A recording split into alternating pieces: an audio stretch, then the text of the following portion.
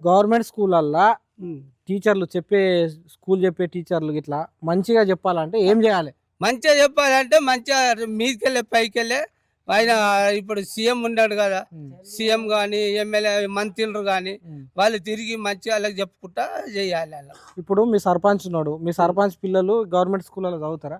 Government school చస్తలే, మీ సర్పంచ్ లే పిల్లలు? Private school.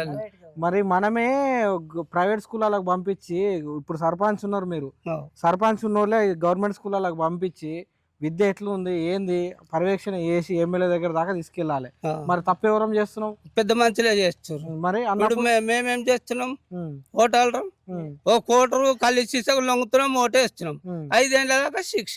ఉమ్, గదే అవుతుంది. ఉమ్.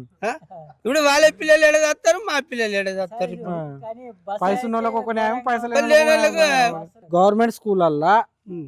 టీచర్లు స్కూల్ చెప్పే టీచర్లు ఇట్లా మంచిగా చెప్పాలంటే ఏం చేయాలి? మంచిగా చెప్పాలంటే మంచిగా మీదకెళ్ళే పైకెళ్ళే ఆయన ఇప్పుడు సీఎం ఉన్నాడు కదా, సీఎం కానీ ఎమ్మెల్యే మంత్రులు కానీ వాళ్ళు తిరిగి మంచిగా వాళ్ళకి చెప్పుకుంటా చేయాలి అలా. ఇప్పుడు మీ సర్పంచ్ ఉన్నాడు, మీ సర్పంచ్ పిల్లలు గవర్నమెంట్ స్కూల్లో చదువుతారా?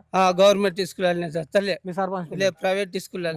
మరి మనమే ప్రైవేట్ స్కూళ్ళకి పంపించి, ఇప్పుడు సర్పంచ్ ఉన్నారు మీరు, సర్పంచ్ ఉన్నోళ్ళే గవర్నమెంట్ స్కూళ్ళకి పంపించి విద్య ఎట్లుంది ఏంది పర్యవేక్షణ చేసి ఎమ్మెల్యే దగ్గర దాకా తీసుకెళ్ళాలి. మరి తప్పెవరం చేస్తున్నాం? పెద్ద మనుషులే చేస్తున్నారు. మరి ఇప్పుడు మేమేం చేస్తున్నాం? ఉమ్, ఓటాలు ఉమ్, ఓ కోటరు కళ్ళు శిక్షకు లొంగుతున్నాం, ఓటేస్తున్నాం. ఉమ్, 5 ఏళ్ళ దాకా శిక్ష. ఉమ్, గదే అవుతుంది. ఉమ్.